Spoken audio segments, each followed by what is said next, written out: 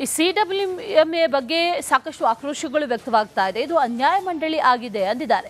ಕರವೇ ಶಿವರಾಮೇಗೌಡ ಆಕ್ರೋಶವನ್ನು ವ್ಯಕ್ತಪಡಿಸಿದ್ದಾರೆ. ತಮಿಳುನಾಡಿಗೆ ಒಂದು ಹನಿ ನೀರನ್ನ ಬಿಡಬಾರದು, ಸಭೆ ಮಾಡಿ ಹೋರಾಟದ ಬಗ್ಗೆ ಚರ್ಚೆ ಮಾಡ್ತೀವಿ ಎಂದಿದ್ದಾರೆ.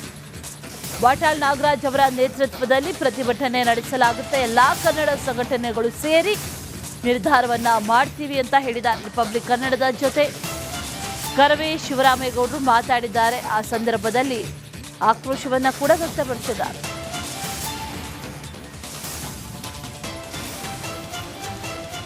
ತಮಿಳುನಾಡಿಗೆ 4 TMC ನೀರನ್ನ ಹರಿಸುವಂತೆ CWME ಆದೇಶವನ್ನ ಕೂಡ ಹೊರಡಿಸಿರುವಂಥದ್ದು. ಈ ಒಂದು ಆದೇಶಕ್ಕೆ ಇದೀಗ ವ್ಯಾಪಕ ವಿರೋಧ ವ್ಯಕ್ತ ಆಗ್ತಾ ಇದೆ. ಈ ಬಗ್ಗೆ ಮಾತನಾಡೋದಕ್ಕೆ ನಮ್ಮ ಜೊತೆಗೆ ಶಿವರಾಮೇಗೌಡರಿದ್ದಾರೆ. ಅವ್ರನ್ನೇ ಮಾತನಾಡಿಸ್ತಾ ಹೋಗ್ತೀನಿ. ಸರಿಗ ಪ್ರಮುಖವಾಗಿ CWME ಆದೇಶ ಏನಿದೆ ಅದಕ್ಕೆ ಈಗಾಗಲೇ ವಿರೋಧಗಳು ಶುರುವಾಗಿದೆ. ಬೇರೆ ಬೇರೆ ಜಿಲ್ಲೆಗಳಲ್ಲಿ ಹೋರಾಟಗಳು ಕೂಡ ನಡೀತಾ ಇದೆ. ಇದರ ಜೊತೆಗೆ ಮಹತ್ವದ ಸಭೆಗೆ ಕೂಡ ಕರೆಯನ್ನು ಕೊಟ್ಟಿದ್ದಾರೆ. ಏನು ಹೇಳ್ತೀರಿ ಇದ್ರ ಬಗ್ಗೆ?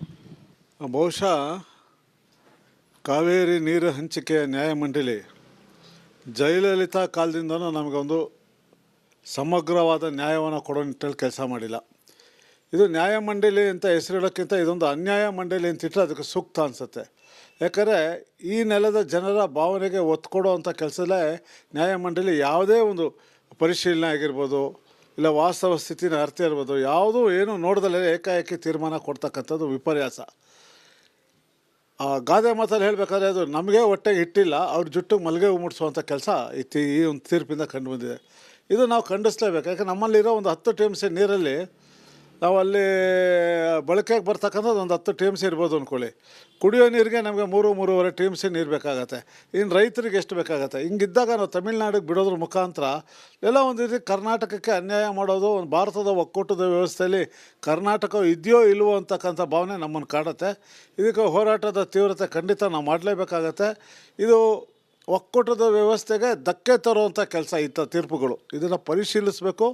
ಕೂಡಲೇ ರಾಜ್ಯ ಸರ್ಕಾರ ತನ್ನದೇ ಆದಂಥ ರೀತಿಯಲ್ಲಿ ಬದ್ಧತೆಯನ್ನು ತೋರಿಸಿ ರಾಜ್ಯದ ಜನರ ಹಿತಾಸಕ್ತಿನ ಕಾಯಬೇಕು ಅಂತಕ್ಕಂಥದ್ದು ಹೋರಾಟಗಾರರ ಅಭಿಪ್ರಾಯ. ಗೌಡ್ರೆ, ಸಭೆಯನ್ನು ಕೂಡ ನಡೆಸೋದಕ್ಕೆ ಸಿದ್ಧತೆಗಳಾಗಿದೆ.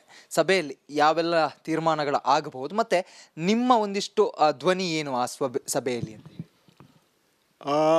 ಇದೆಲ್ಲ ಸಾಂಘಿಕವಾಗಿ ಮಾಡುವಂಥ ಹೋರಾಟಗಳು. ರಾಜ್ಯದ ಸಮಸ್ಯೆ ಕೇವಲ ಉತ್ತರ ದಕ್ಷಿಣ ಅಂತಲ್ಲ, ಇಡೀ ರಾಜ್ಯದ ರೈತರ ಹಿತಾಸಕ್ತಿ ಇಲ್ಲಿ ಕಂಡು ಬರೋದ್ರಿಂದ ಎಲ್ಲ ಕನ್ನಡ ಪರ ಸಂಘಟನೆಗಳು, ಸಾಮಾಜಿಕ ಹಿತಾಸಕ್ತಿ ಹೊಂದಿರತಕ್ಕಂಥ ಸಂಘಟನೆಗಳೆಲ್ಲ ವುಡ್ಲ್ಯಾಂಡ್ಸ್ ಹೋಟೆಲ್ ಸಭೆಯನ್ನು ಹಿರಿಯ ಹೋರಾಟಗಾರ ಅಂತ ವಾಟಾಳ್ ನಾಗರಾಜ್ ಅವರ ನೇತೃತ್ವದಲ್ಲಿ ಕರೆಯಲಾಗಿದೆ.